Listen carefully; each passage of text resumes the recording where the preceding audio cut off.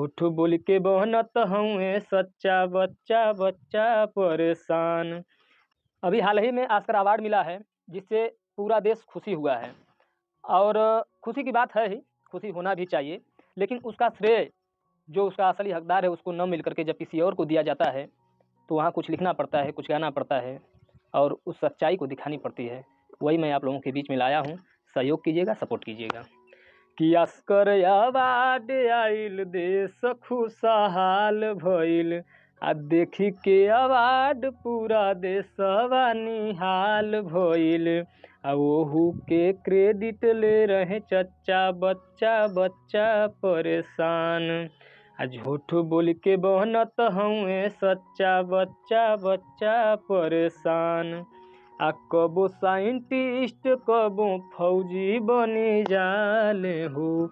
आ कबो साइंटिस्ट कबो फौजी बनी जाले हो। आ सब गुण इनके अंदर मन मौजी बनी जाले हो। आ कैमरा में रहे मुस्कान बच्चा बच्चा परेशान।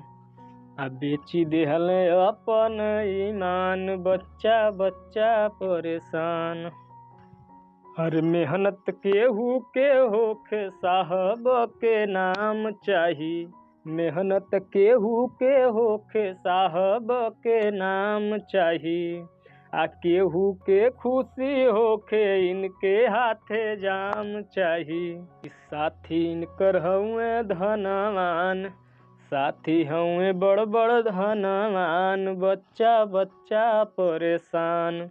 बेची देहल अपन ईमान बच्चा बच्चा परेशान। रियल हीरो जे बा ओकर कौनो गुणगान नइखे। रियल हीरो जे बा उनकर कौनो गुणगान नइखे।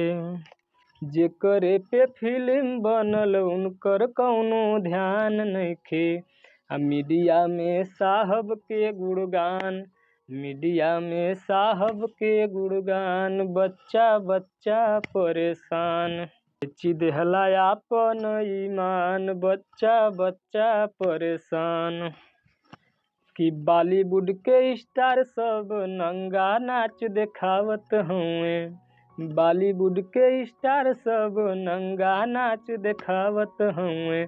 आए हर भोजपुरी वाले आपन जाति देखावत हुए। अश्लीलता के भैली भरमार बच्चा बच्चा परेशान। बेची देहला आपन ईमान बच्चा बच्चा परेशान। कि जवन विदेश गइले रुपया चोराई के। जवन विदेश गइले रुपया चोराई के। आके कर जिम्मेदारी बनी कहा कसम खाई के। कहाँ सुतल रहले चौकीदार बच्चा बच्चा परेशान। बेची देहला आपन ईमान बच्चा बच्चा परेशान। नमस्कार मित्रों, ये चैनल आपका है और आपको इसको सब्सक्राइब करना है, शेयर करना है, लोगों तक मेरी आवाज़ को पहुंचानी है।